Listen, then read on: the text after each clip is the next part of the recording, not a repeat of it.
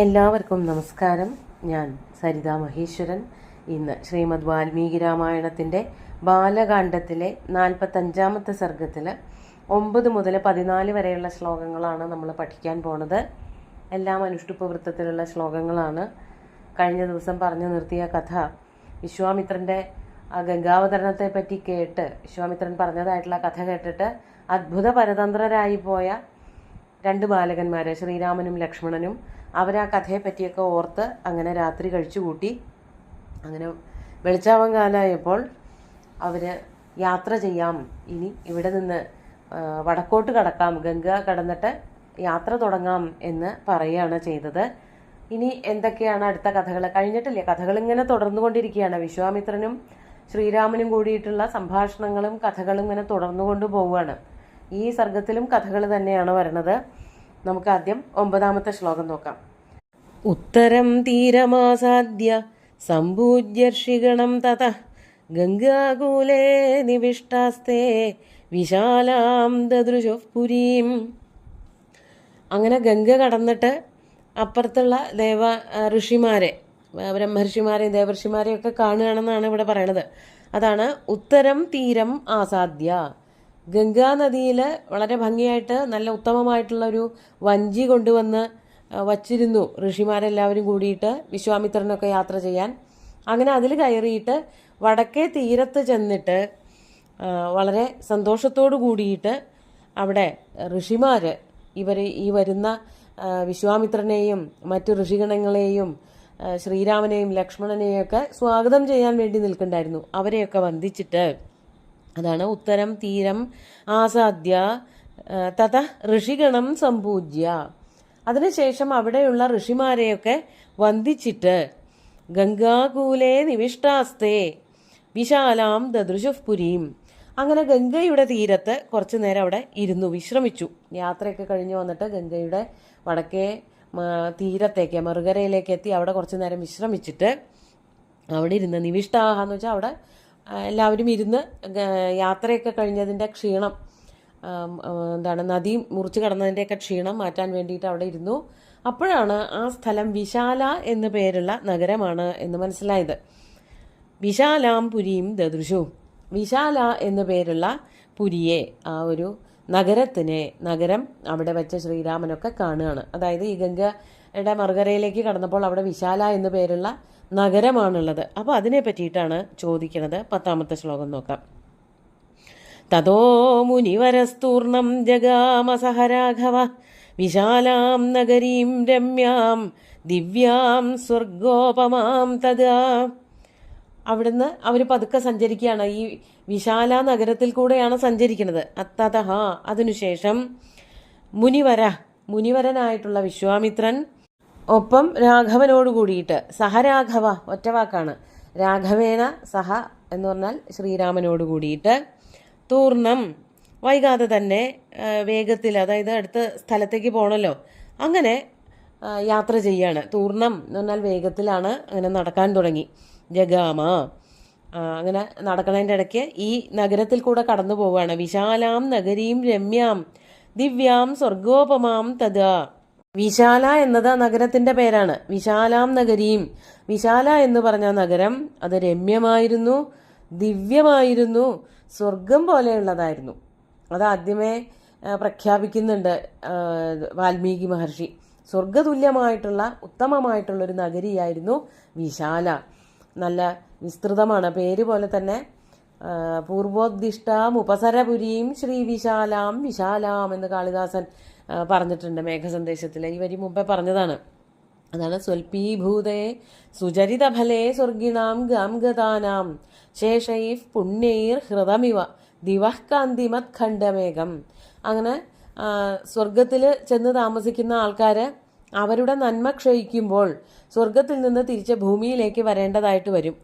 അവരാൽ കൊണ്ടുവന്നതായ സ്വർഗത്തിൻ്റെ ഒരു ഖണ്ഡം എന്നതുപോലെ ശോഭിക്കുന്ന, അങ്ങനെയുള്ള അത്ര സുന്ദരമായ അത്ര കാന്തിയുള്ളതായ ജനങ്ങളൊക്കെ വളരെ അച്ചടക്കത്തോടെയും വളരെ സൗഹാർദ്ദത്തോടെയും ജീവിക്കുന്നതായിട്ടുള്ള വിശാല എന്നു പേരുള്ള പുരി, ആ പുരിയെ കാണുകയാണ് ചെയ്യണത്. ആ വിശാലയിൽ കൂടെയാണ് മുനിവരനും വിശ്വാമിത്രനും രാഘവനും രാഘവൻ എന്നുള്ളത് കൊണ്ട് ശ്രീരാമനും ലക്ഷ്മണനും എല്ലാവരും കൂടിയിട്ട് അങ്ങനെ നടന്നു പോകുന്നത്. രമ്യാം ദിവ്യാം സ്വർഗോപമാം വിശാലാം നഗരീം മുനിവര തൂർണം ജഗാമ. സഹരാഘവ മുനിവര തൂർണം ജഗാമ. അങ്ങനെയാണ് അന്വയം വരിക. രാഘവനോട് കൂടിയിട്ട് മറ്റു ഋഷിമാരോട് കൂടി സഞ്ചരിക്കുന്നവനായ വിശ്വാമിത്രൻ വേഗം തന്നെ ആ ഉത്തമമായിട്ടുള്ള പുരിയിലേക്ക് എത്തിച്ചേർന്നു. അങ്ങനെ അവിടെ അടുത്തെത്തിച്ചേർന്നപ്പോൾ ശ്രീരാമൻ ചോദിക്കുകയാണ്, അഥ രാമോ മഹാപ്രാജ്ഞോ വിശ്വാമിത്രം മഹാമുനിം പപ്രച്ഛ പ്രാഞ്ജലിർഭൂത്വാ വിശാലാമുത്തമാം പുരീം. അടുത്ത ശ്ലോകം കൂടി നോക്കാം. കഥമോ രാജവംശോയം വിശാലായാം മഹാമുനെ ശ്രോതുമിച്ഛാമി ഭദ്രം തേ പരം കൗതൂഹലം ഹിമേ. അഥ മഹാപ്രാജ്ഞ രാമ. അങ്ങനെ ആ വിശാലാപുരിയിൽ എത്തിച്ചേർന്നവനായ ശ്രീരാമൻ, ലക്ഷ്മണൻ എല്ലാവരും അവിടെ എത്തിച്ചേർന്നു.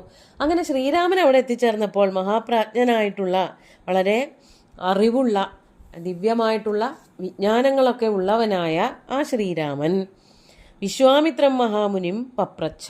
മഹാമുനിയായിട്ടുള്ള വിശ്വാമിത്രനോട് ഇപ്രകാരം ചോദിച്ചു. എങ്ങനെയാണ് ചോദിച്ചത്? പ്രാഞ്ജലിർ ഭൂത്വ പപ്രച്ഛ. പ്രാഞ്ജലി, കൈകൂപ്പി നിന്നുകൊണ്ട്, ഗുരുവാണല്ലോ, ഗുരുവിനോട് കൈകൂപ്പി നിന്നുകൊണ്ട് ശ്രീരാമൻ ചോദിക്കുകയാണ്. എന്താണ്? വിശാലാം ഉത്തമാം പുരിയും പപ്രച്ഛ. വിശാല എന്നു പേരുള്ള ഉത്തമമായിട്ടുള്ള പുരിയെപ്പറ്റി, പുരിയെക്കുറിച്ച് ചോദിച്ചു, പുരിയെ അധികരിച്ച് ചോദിച്ചു. അത് ആരാണ്, എന്താണ് എന്നുള്ള കാര്യങ്ങളൊക്കെ അറിയാൻ വേണ്ടിയിട്ടാവണം ശ്രീരാമൻ വിശ്വാമിത്രനോട് ചോദിക്കുകയാണ്. എന്താണ് ചോദിച്ചത്? കഥമോ രാജവംശോയം വിശാലായാം മഹാമുനെ. മഹാമുനെ, അല്ലയോ വിശ്വാമിത്ര മഹാമുനെ, വിശാലായാം കഥമ രാജവംശ അയം. ഈ വിശാല രാജ്യത്ത് ഏതൊരു രാജവംശമാണ് ഇപ്പോൾ ഭരണം നടത്തുന്നത്? രാജാവാണല്ലോ ശ്രീരാമൻ. അതുകൊണ്ട് ഇവിടെ ഇപ്പോൾ ആരാണ്, ഏത് വംശമാണ് ഭരിക്കുന്നത് എന്ന് ചോദിക്കുകയാണ്. വിശാലായാം രാജവംശ അയം കഥമഃ. ഏത് രാജവംശമാണ് ഇപ്പോൾ ഇവിടെ ഉള്ളത്? അതുകൊണ്ട് ശ്രോതുമിച്ഛാമി ഭദ്രം തേ. അങ്ങയ്ക്ക് മംഗളങ്ങൾ ഉണ്ടാവട്ടെ, എനിക്കിതിനെ പറ്റിയിട്ടൊക്കെ നന്നായി കേൾക്കണമെന്നുണ്ട്, അറിയണമെന്നുണ്ട്. May കൗതൂഹലം he. എൻ്റെ മനസ്സിൽ വല്ലാത്തൊരു കൗതൂഹലം തോന്നുന്നു.